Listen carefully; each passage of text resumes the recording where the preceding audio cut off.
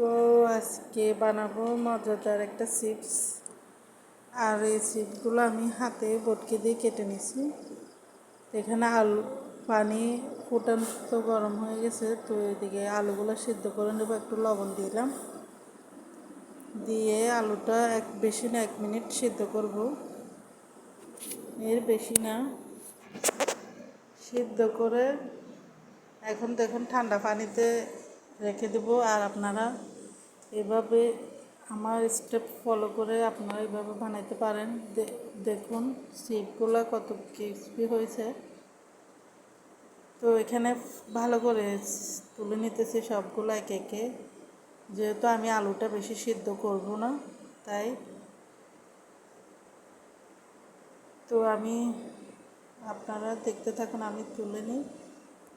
তো এগুলা তুলে নেওয়ার পর আমি কিছুক্ষণ পানি সরাই নিলাম।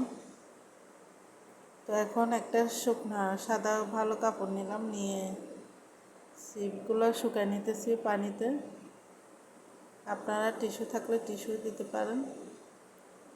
আলুগুলোকে শুকিয়ে নিতেছি, কেননা আমি যেহেতু পানিতে সিদ্ধ করেছি, তাহলে আলুগুলো এখন তেলেতে দিলে ছিটবে। তো এখানে একটা চাট মশলা বানালাম, মরিচ, তারপরে বিট লবণ আর দিলাম। একটা মশলা ছিল আমার কাছে, এটা দিলাম।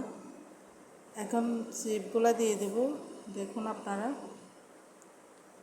চিপগুলো কীরকম ক্রিসপি হয় দেখুন। তো আমি যে চিপগুলো শুকাই নিয়েছি এগুলা এখন দিয়ে দিলাম তেলের মধ্যে। তেলটা গরম করে রাখছি, যেহেতু চিপগুলো ভাজবো, তাই।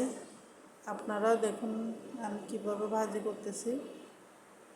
দেখুন 5 থেকে 6 মিনিট লাগছে, বেশি লাগে নাই, যেহেতু এটা তেলে ভাজতেছি। আমার চিপগুলো হয়ে গেছে অলরেডি, কি কুড়মুড়ো হয়েছে দেখুন।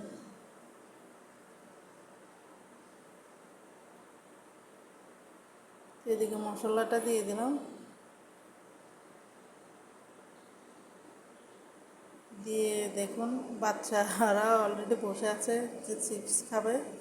তো আপনাদের যাদের বাচ্চারা বায়না করে চিপ খাবে, আপনারা ঝটপট বাসায় আলু থাকলে বানিয়ে দিতে পারেন। আল্লাহ হাফেজ, আসসালামু আলাইকুম।